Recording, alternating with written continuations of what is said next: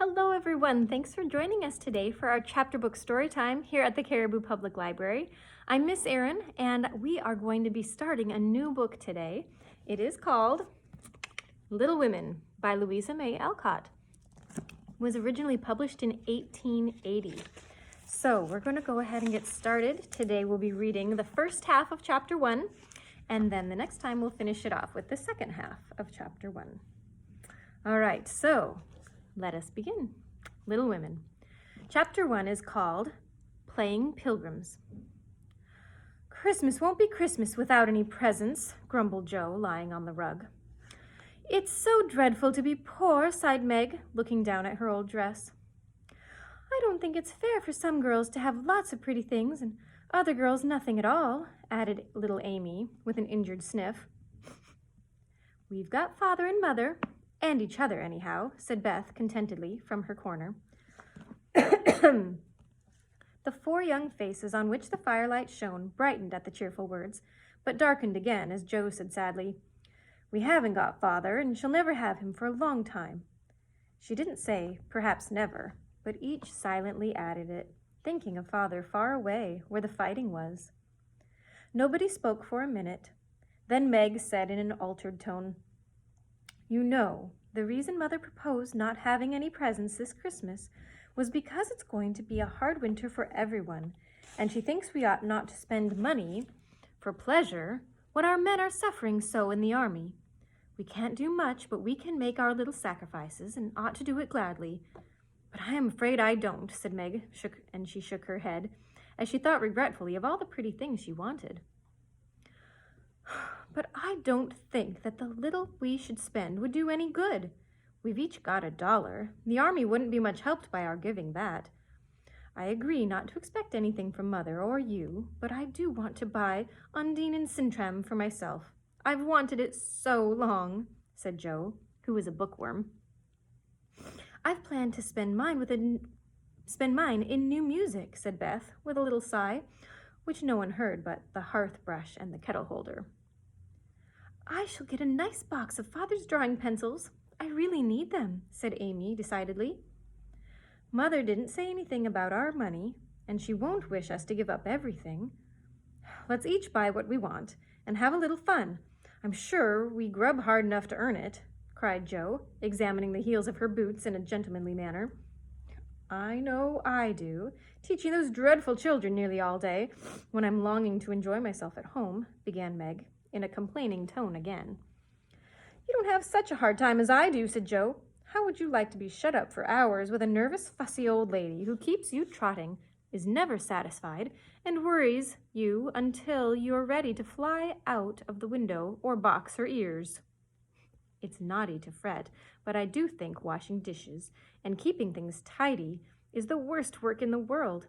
It makes me cross, and my hands get so stiff I can't practice good a bit. And Beth looked at her rough hands with a sigh that anyone could hear that time.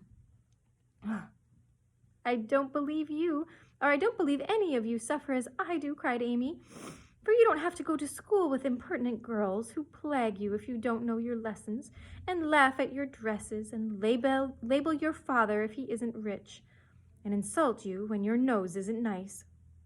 If you mean libel, I'd say so, and not talk about labels, as if Pa was a pickle bottle, advised Joe, laughing. I know what I mean, and you needn't be satirical about it. It's proper to use good words and improve your vocabulary, returned Amy with dignity. Don't peck on one another, children. Don't you wish we had the money Papa lost when we were little, Joe?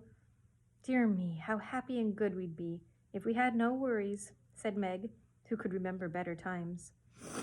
You said the other day you thought we were a deal happier than the King children, for they were fighting and fretting all the time in spite of their money. So I did, Beth. Well, I guess we are. For, though we do have to work, we make fun for ourselves, and we are pretty jolly set, as Joe would say. Joe does use such slang words, Joe does use such slang words, observed Amy, with a reproving look at the long figures stretched out on the rug. Joe immediately sat up, put her hands in her apron pockets, and began to whistle. Don't, Joe, it's so boyish. That's why I do it. I detest rude, unladylike girls. I hate affected, niminy-piminy chits. Birds in their little nests agree, sang Beth, the peacemaker, with such a funny face that both sharp voices softened to a laugh, and the pecking ended for that time. Really, girls, you are both to be blamed, said Meg, beginning to lecture in her elder sisterly fashion. You are old enough to leave off boyish tricks and behave better, Josephine.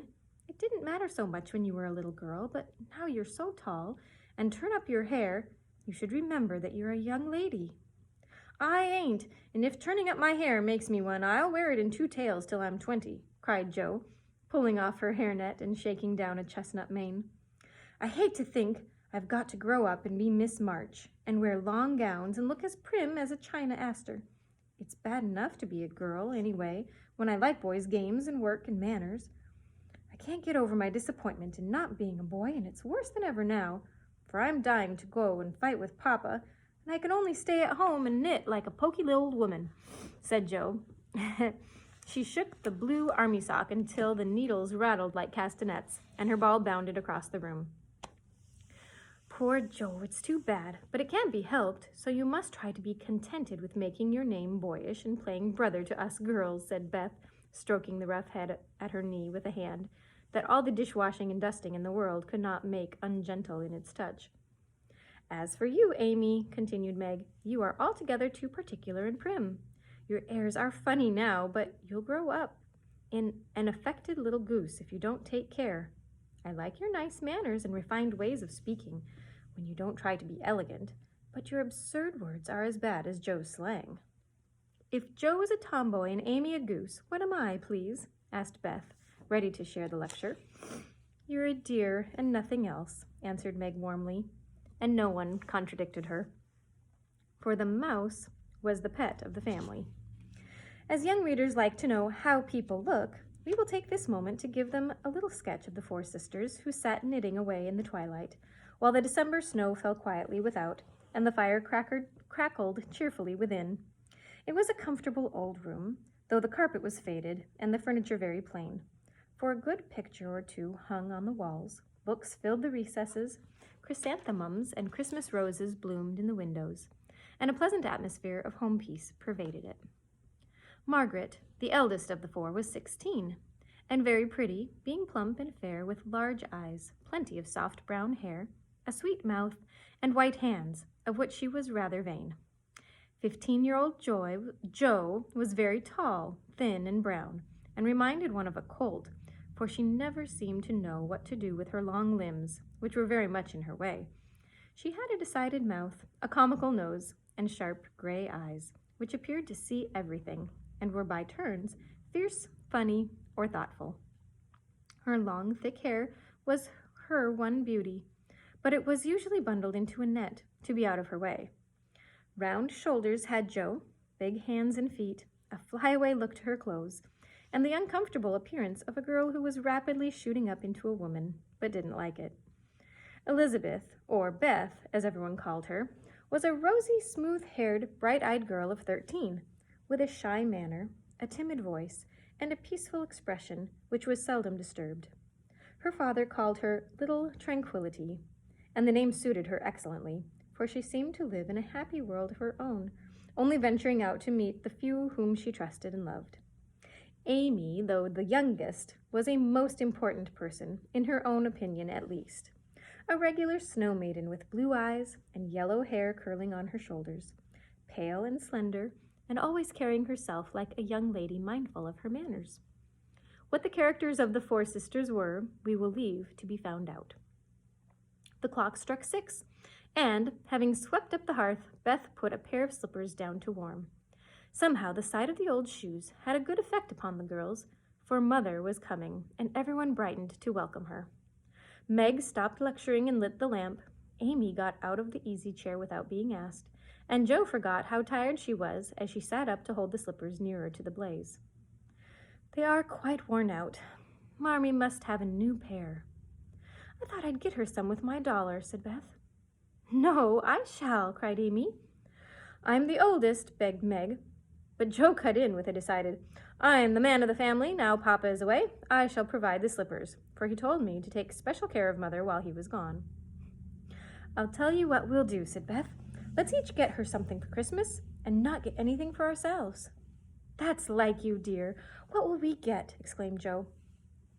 Everyone thought soberly for a minute. Then Meg announced, as if the idea was suggested by the sight of her own pretty hands, "I shall give her a nice pair of gloves." "Army shoes, best to be had," cried Joe. "Some handkerchiefs, all hemmed," said Beth. "I'll get a little bottle of cologne. She likes it, and it won't cost much, so I'll have some left to buy something for me," added Amy. "How will we give the things?" asked Meg.